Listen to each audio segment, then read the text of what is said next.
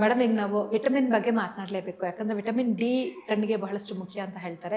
ಇವತ್ತಿನ ದಿನದಲ್ಲಿ ಯಾರು ಮಕ್ಕಳನ್ನ ಸೂರ್ಯನ ಬೆಳಕಿಗೆ ತೋರಿಸೋದೇ ಇಲ್ಲ. ಈ ಒಂದು ಪರಿಸ್ಥಿತಿಯಲ್ಲಿ ಕೂಡ ಇವತ್ತು ನಾವಿದ್ದೇವೆ. ಅದ್ರ ಬಗ್ಗೆ ನಮ್ಮ ವೀಕ್ಷಕರಿಗೆ ಮಾಹಿತಿನ ನೀಡೋದಾದ್ರೆ. ಹೌದು, ಈಗ ಮಕ್ಕಳನ್ನ ನಾವು ಆಚೆ ಕಳ್ಸೋದೇ ನಿಲ್ಲಿಸ್ಬಿಟ್ಟಿದ್ದೀವಿ. ಯಾಕಂದರೆ ಒಂದು ನಾವು ಏನು ಅಂದ್ಕೊಂಡಿದ್ದೀವಿ, ಹೊರಗಡೆ ತುಂಬ ಪೊಲ್ಯೂಷನ್ ಇರುತ್ತೆ ಆ್ಯಂಡ್ ಮಕ್ಕಳನ್ನ ಕಳ್ಸೋಕ್ಕೆ ನಮ್ಗೆ ಇಷ್ಟ ಇಲ್ಲ. ಆ್ಯಂಡ್ ಎಷ್ಟಾಗುತ್ತೋ ಅಷ್ಟು ಮನೇಲೇ ಮೊಬೈಲ್ ನೋಡಿ ಅಥವಾ ಓದಿ ಅದು ಇದು ಅಂತ ಮನೇಲೇ ಕೂರಿಸ್ಕೊಂಡಿರ್ತೀವಿ.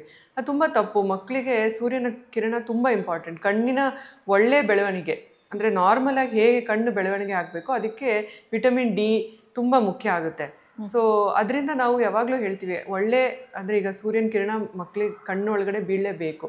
ನಾವು ಈಗ ಎಳೆ ಬಿಸಿಲು ಅಂತ ಹೇಳ್ತೀವಲ್ಲ, ಬೆಳಗಿನ ಸಮಯ ಆಗಲಿ ಅಥವಾ ಸಂಜೆ ಟೈಮಲ್ಲಿ ಆ ಬಿಸಿಲು ತುಂಬ ಒಳ್ಳೆಯದು ಮಕ್ಕಳಿಗೆ.